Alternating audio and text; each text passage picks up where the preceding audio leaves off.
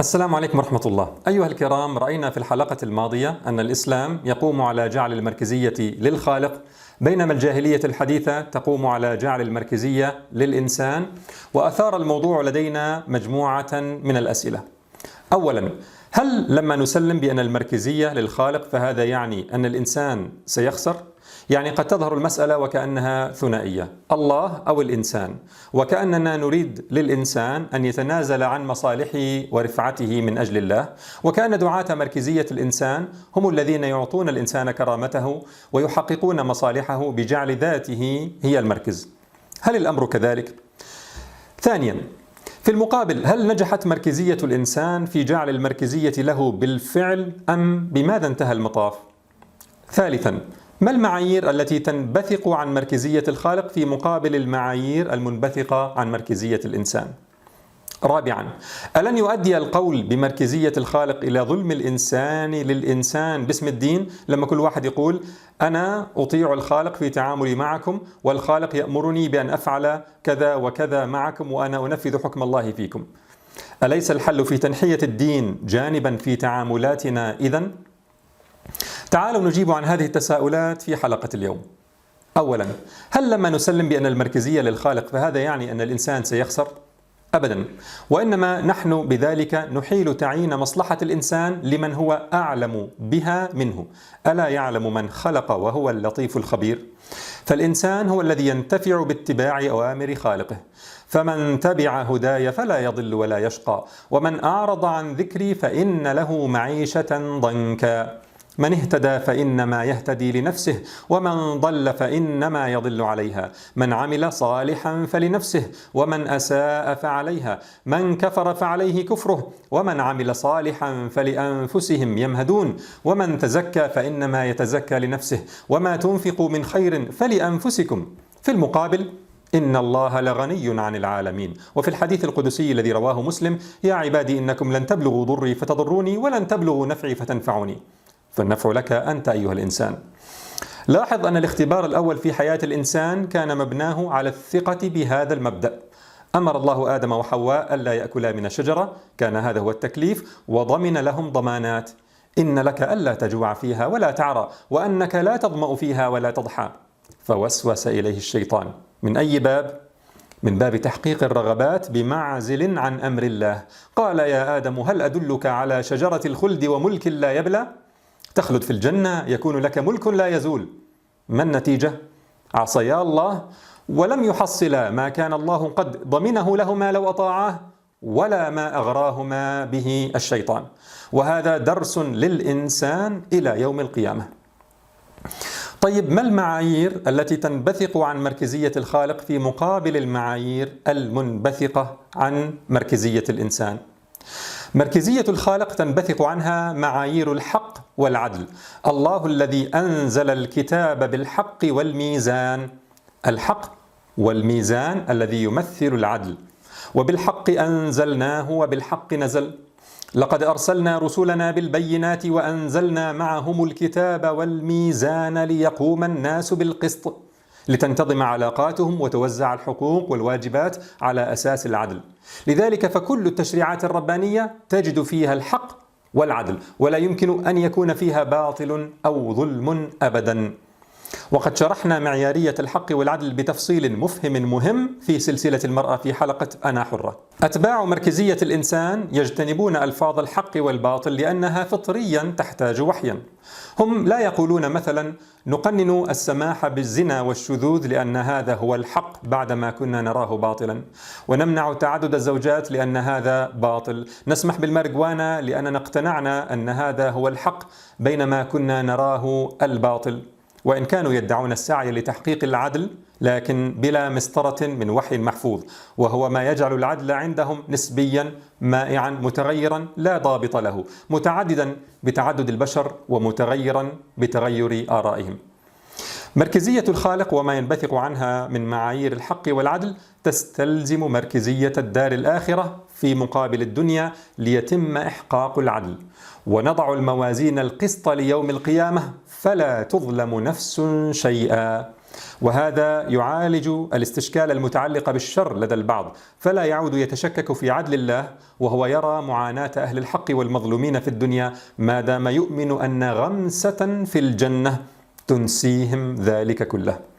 كما أن مركزية الدار الآخرة تجعل المؤمن يفهم أنه قد تفوته بعض الرغبات في الدنيا، لكن يبقى التزامه بمركزية الخالق لصالحه ما دام يعوض بنعيم أبدي سرمدي. في المقابل مركزية الإنسان تتحلل من الحق والعدل الإلهي ليكون الإنسان حرا فيما يفعل، وبما أن حريات الأفراد تتعارض فإنهم يحاولون الترقيع بينها بدعوى المساواة، ولذلك ترفع الجاهلية الحديثة شعارات الحرية والمساواة على أنها القيم العليا التي يجب أن تكون موجودة في كل التشريعات التي تحكم المجتمع الإنساني. وهذا ينقلنا إلى السؤال التالي: هل نجحت مركزية الإنسان في جعل المركزية للإنسان بالفعل؟ ظهر الأمر بداية مركزية للإنسان، فانقطع عن الوحي وحقه وعدله، وأصبح محركه الأهواء والشهوات، وحتى ما يأخذ به من قيم وأخلاق فليس على سبيل الخضوع للخالق والإقرار بمركزيته، بل بانتقائية تجعل هذه القيم والأخلاق تابعة لمنظومة الأهواء تحت عنوان احترام الرأي الآخر مهما كان. فانطبق على الإنسان قول الله تعالى: أرأيت من اتخذ إلهه هواه أفأنت تكون عليه وكيلا أم تحسب أن أكثرهم يسمعون أو يعقلون إنهم إلا كالأنعام بل هم أضل سبيلا. انظر إلى حالة الضلال البعيد التي وصلها الإنسان حين تحلل من مركزية الخالق فوقع في تأليه هواه، ويكفي في ذلك ملف الفوضى الجنسية مثلا.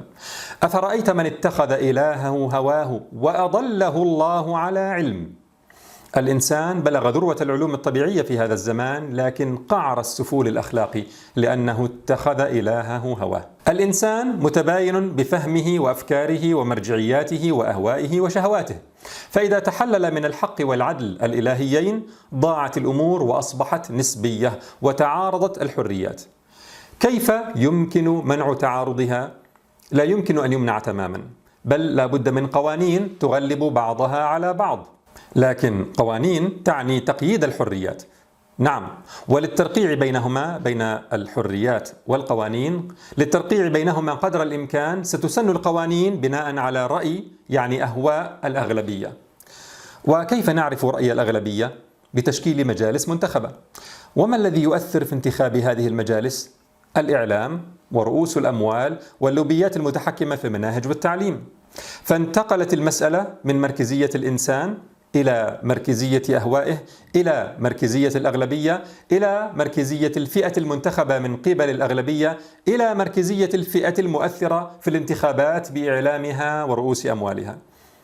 فإذا بالإنسان الذي يبحث عن الحرية قد أصبح أسيرا لمن يملك الإعلام ورأس المال، وهي فئة محدودة ولا يهمها إلا مصالحها الشخصية. وسنضع لكم روابط مقالات تتحدث عن تحكم عدد محدود جدا من الشركات والأفراد بالإعلام، وعما تسميه The Illusion of Choice and Objectivity، وهم الاختيار والموضوعية، يعني أن موضوعية الإعلام مجرد وهم، وأن الإنسان توضع له خيارات كلها تخدم أجندات موجهي الإعلام ولا تخرج عن أطورهم، فهو يتوهم أنه يختار بينما في الحقيقة يبقى في صندوقهم. بدأت المسألة بدعوى أن كل إنسان حر فيما يفعل، وأن الحق في ذلك نسبي، ثم انتهى الأمر بوجود مؤسسات هي التي تعرف الحقوق والواجبات، وفرضت قطعيات لا يعترف فيها بنسبية.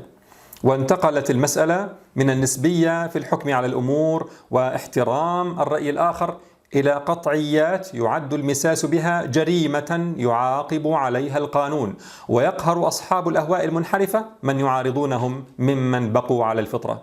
فالشواذ لهم الحق القانوني في ممارسة أفعالهم، وموظفو المحكمة يعاقبون إذا رفضوا عقد قرانهم، ويعاقب من ينتقد الشواذ ويبين انحرافهم. والطفل المتلاعب بعقله وفطرته له الحق القانوني في أن يغير جنسه، ويجرم أبوه أو أمه إذا حاول أن يحميه من هذا السفه. والدولة لها الحق في أن تشن حربا على أمة أخرى فتدمرها وتنهب خيراتها ويجرم الجندي الرافض للخدمة. والمرأة لها الحق القانوني أن تجهض جنينها وتعتدي على حقه في الحياة. وإذا قررت المجالس التشريعية في فرنسا غلق المساجد أو منع المرأة من الحجاب فلها الحق ويجرم من يخالف. قارن ذلك بالحكم الرباني الحق الذي لا يتغير ولا يتبدل ولا يتأثر برأي الأغلبية لا من المسلمين ولا غيرهم.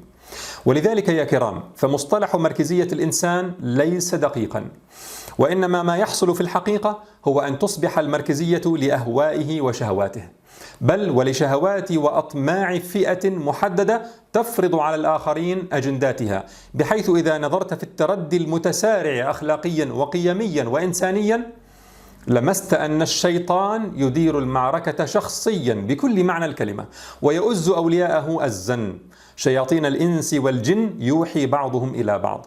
وإذا أردت أمثلة على ذلك فراجع مثلا حلقة ماذا خسر العالم بانحطاط المسلمين، وقد بينا بالتفصيل في حلقات سلسلة المرأة كيف أن الجاهلية الحديثة ضيعت في المحصلة الحق والعدل والحرية والمساواة، يعني المعايير الحق الربانية والمعايير المزعومة.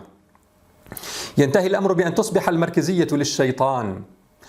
ألم أعهد إليكم يا بني آدم ألا تعبدوا الشيطان إنه لكم عدو مبين وأن اعبدوني هذا صراط مستقيم ولقد أضل منكم جبلا كثيرا أفلم تكونوا تعقلون.